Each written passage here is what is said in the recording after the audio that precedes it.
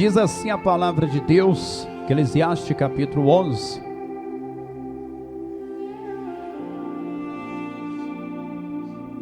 Eclesiastes capítulo de número 11.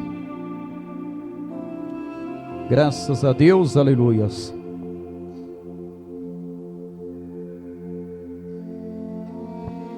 Lança teu pão sobre as águas, porque depois de muitos dias o acharás. Reparte com 7, e ainda até com 8, porque não sabes que mal haverá sobre a terra.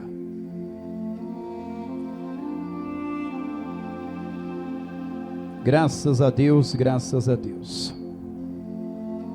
Senhor, nós te louvamos por este momento em que temos a oportunidade de meditar na tua palavra. Fala conosco, Senhor, porque queremos ouvir o que o Senhor tem para nos falar. Nos liberta, nos cura, nos renova pela tua palavra. Pode faltar o pão, Senhor, meu Deus, do homem da terra. Pode faltar, meu Deus querido, o financeiro, até mesmo a nossa saúde. Mas importa que a tua palavra não nos falte, porque cremos, meu Deus, que pela tua palavra seremos e somos libertos e sustentados. Como o Senhor disse, nem só de pão viverá o homem, mas de toda a palavra que procede da sua boca. Graças a Deus. Olha só que interessante esse texto, meus irmãos. Esse texto nos desperta para um sentimento e uma forte consciência de sermos recíprocos com tudo que Deus fez e continua fazendo pelas nossas vidas.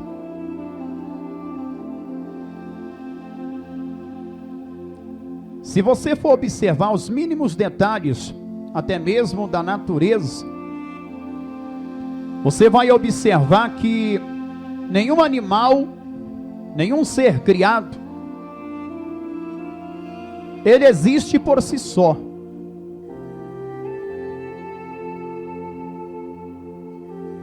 Nada do que Deus criou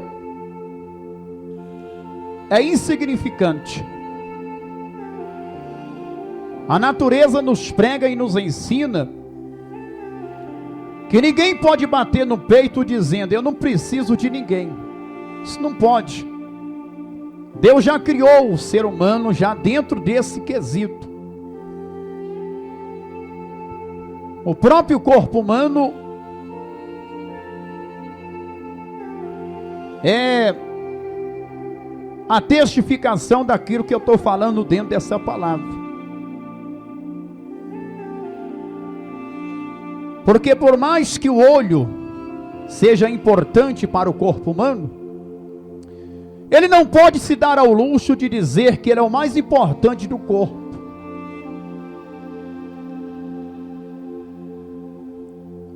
O nariz, os braços, os dedos, um precisa do outro, um vive em função do outro. E Deus está deixando dentro dessa palavra o ensinamento. Como é que o homem tem que se portar diante de Deus quando ele recebe o quê? O pão. O que é o pão? O pão é o sustento. O pão é a razão de ser da sustentabilidade de qualquer indivíduo na face da terra. Sem pão tu não vive. E quando eu falo pão, eu falo o parafraseado, a simbologia de um todo. É o arroz que tu come, é o feijão que tu come, é o leite que tu dá para a criança, e por aí vai. Não tem como você sobreviver sem esse pão. E a palavra de Deus está tentando nos ensinar aqui, para aqueles que são sábios e entendem, e são sensíveis à voz do Espírito Santo, que Deus não dá o pão para o ser humano guardar e esconder para si próprio. O pão ele tem que ser dividido. O pão ele tem que ser comunhado. E nós que somos servos e servas de Deus, temos que entender como fazer isso. Alguém pode até dizer, mas lançar o pão sobre as águas, que edificação vai ter nisso? Isso é simbologia. As águas podem ser a obra de Deus. As águas podem ser o seu vizinho que está com fome. As águas podem ser aquele mendigo que um dia vai bater na porta da tua casa e tu vai simplesmente achar que foi apenas mais um mendigo, que por alguma razão de ser da vida, se tornou uma espécie de miserável, de não ter nem mesmo aquilo para comer, para se alimentar, e alguém vai dizer, eu não tenho culpa se esse mendigo está nessa situação, o problema não é meu, e a palavra vai dizer, para mim vai dizer para você, que se você sabe o bem que você tem que fazer e tu não faz, você é pecador. O mendigo é sim a responsabilidade minha e tua. Alguém vai bater no peito e vai dizer naquele dia do acerto de conta, ei Jesus, isso não é justiça, porque eu nunca vi o Senhor descalço, eu nunca vi o Senhor com fome, eu nunca vi o Senhor preso, eu nunca vi o Senhor pobre e lascado, porque eu entendi e entendo dentro da tua palavra que miséria não está no seu perfil. O Senhor nunca foi miserável, o Senhor nunca foi um mendigo de rua. E Jesus vai dizer para aquele homem, disse, abaixa a tua venta, abaixa a tua cabeça, porque eu vou te ensinar quando foi que eu vivi essa situação e você não me deu uma ajuda, e você não repartiu o teu pão comigo, porque quando você fizer um desses pequenininhos, a mim me fizeste. Quem crê, diga graças a Deus. Irmãos, a obra de Deus é um todo. É um todo. Tem gente que tem um dom para tudo, menos para ajudar. Agora para lascar, desculpe até a expressão, para lascar com a vida dos outros, ele é artista, é expert. Ah, ele sabe. Oh, se não sabe.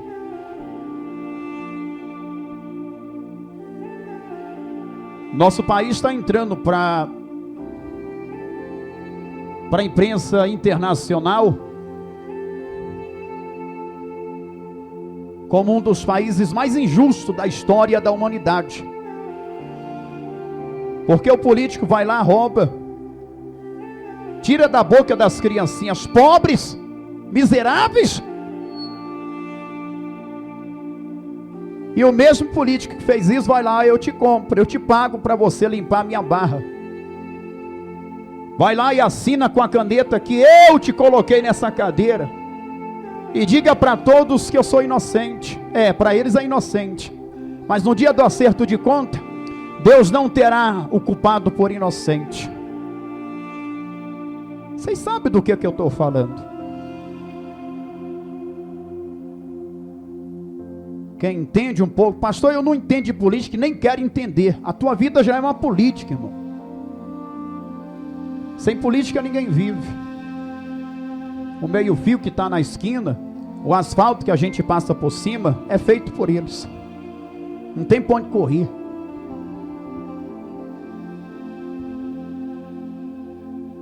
Dá-se um sentimento de impotência para aqueles que são justos. Ligar a televisão, ligar o rádio, abrir a reportagem de internet e ver uma covardia dessa. Aquele que era para fazer justiça não está fazendo. Porque ele foi comprado para colocar o injusto na mesa ou na cadeira do justo. Mas preste atenção. Quando eu falo de partir do pão, irmãos, eu estou falando de um modo geral. Porque não adianta nada eu partir o meu pão com aquele que não tem, depois fazer coisas piores no profundo.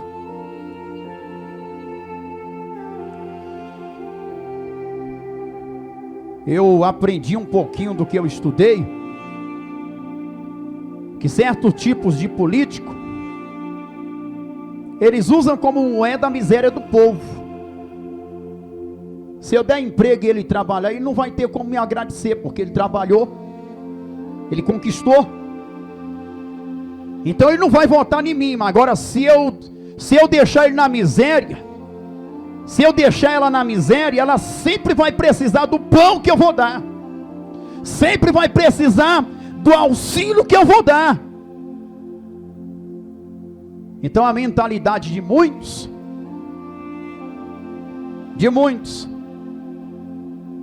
é que essa raça de gente ruim é santa, é salvador da pátria. Aqui de salvador da pátria não tem nada, irmão. Mas um dia a justiça de Deus vai chegar. Quem crê, diga glória a Deus. Um dia Deus vai fazer com que o pão chegue na mesa de todos os que precisam. Eu creio nesta promessa. Eu creio. O diabo quer parar a igreja, o diabo tem raiva da igreja, porque a igreja sabe dividir o pão com aquele que não tem. Falando de igreja, irmão. Lança teu pão sobre as águas, porque depois de muitos dias o acharás.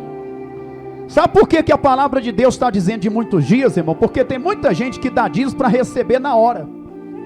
Tem muita gente que dá oferta e voto e exige: eu vou dizimar 3 meses nessa igreja, eu vou ofertar 3 meses nessa igreja, eu vou entregar o voto 3 meses nessa igreja. Mas se a minha vida não mudar, já era, procuro outra. Vai morrer procurando igreja, irmão. Vai morrer procurando igreja. Porque a palavra de Deus está dizendo que o pão que tu lança na rede ou nas águas de Deus é para você receber depois de muitos dias. De muitos dias. Rabachoricantaraias. Oh, rabá. Toxa rebecovrianda rabachoriandaraia. Ou será que tu vai levar o carro que tu comprou, a casa que tu comprou, a roupa luxuosa que tu comprou, o ouro que você botou no seu dedo, glória a Deus, ou no seu pescoço como aleluias, glória a Deus, aquele medalhão que você colocou cheio de ouro no pescoço, será que você vai levar para o mundo da eternidade? Não vai, irmão, não vai não, vai ficar tudo aí. Mas o que você lançar sobre as águas, tu vai colher. Rabachoricantaraia. Todo pão que você lançar sobre as águas, todo pão que você lançar sobre a obra, todo pão que você lançar sobre a casa de Deus, todo pão que você lançar sobre a necessidade daqueles que precisam, Deus multiplicará, Deus prosperará, e Deus vai te dar o pago depois de muitos dias. Quem crê, diga glória a Deus. Bate as palmas bem forte, que Ele merece.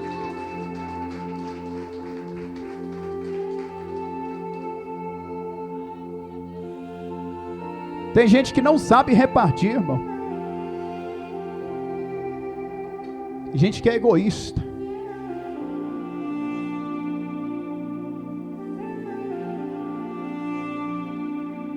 É interessante. É interessante. Dá um pouquinho para fora. Eu não, vagabundo. Não trabalho, eu vou dar por quê? Aí perde, o leite estraga, o pão estraga, o arroz estraga, o feijão joga no lixo, mas não dá porque está necessitado. Reparte com 7, e ainda até com 8, porque tu não sabes que mal haverá sobre a terra. Esse mal sobre a terra, irmão, é sobre a nossa vida mesmo. Que mal é esse?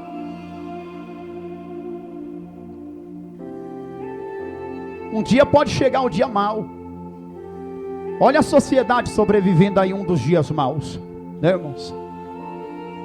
Já foi considerado que essa situação que nós estamos sobrevivendo aí,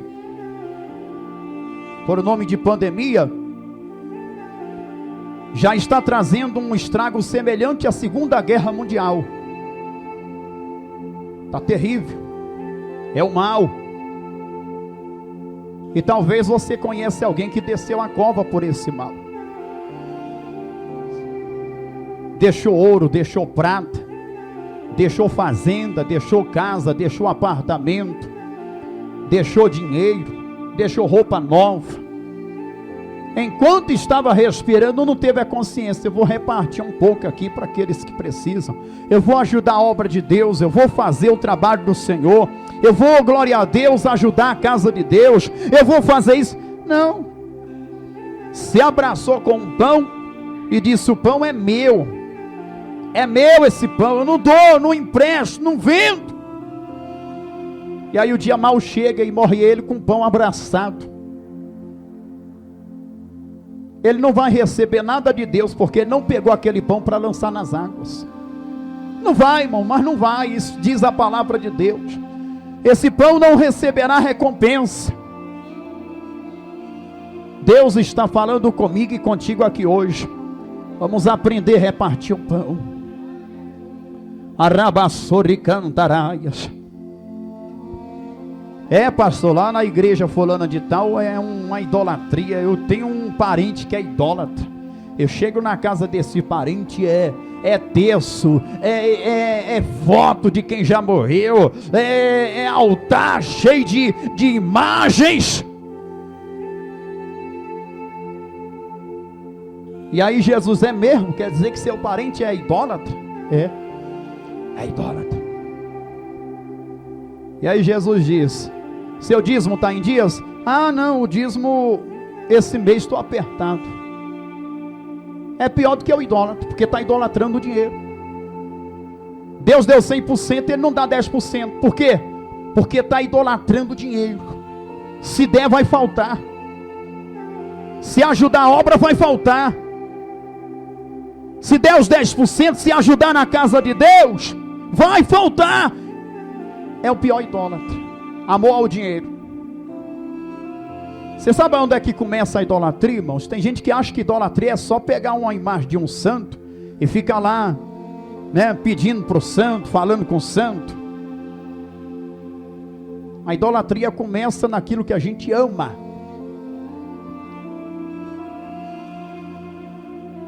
Deus queria que Abraão provasse que ele não era um idólatra, mas um idólatra. Porque a Bíblia diz que Abraão levantava e dizia: meu filho. Beijava o filho. Quando Abraão, glória a Deus, ia dormir, ele beijava o filho: meu filho. Beijava o filho. Quando Abraão ia trabalhar, ele olhava para trás e via o filho. Não via ninguém, mas via o filho. Meu filho. Beijava o filho. Quando Abraão, aleluia, estava feliz, ele olhava para o filho e disse: meu filho. Beijava o filho. Ele estava triste, ele olhava para o filho Isaac: meu filho. E beijava o filho. E Deus disse: eu estou incomodado. Ou é o filho ou é eu. Deus não divide a glória dele com ninguém, irmão. E Deus disse: será que esse Abraão ama mais o filho do que a mim? Será que esse filho que eu dei para Abraão é mais importante do que eu? Estou incomodado. Deus se incomoda, irmão, quando a gente coloca coisas, pessoas, no lugar que é dele. Deus quer tudo de nós. Quem crê, diga glória a Deus. Ele disse: Abraão, faz mais um voto e um sacrifício para mim. Ele disse: Deus, o Senhor sabe que se o Senhor pedir toda a fazenda, eu queimo tudo.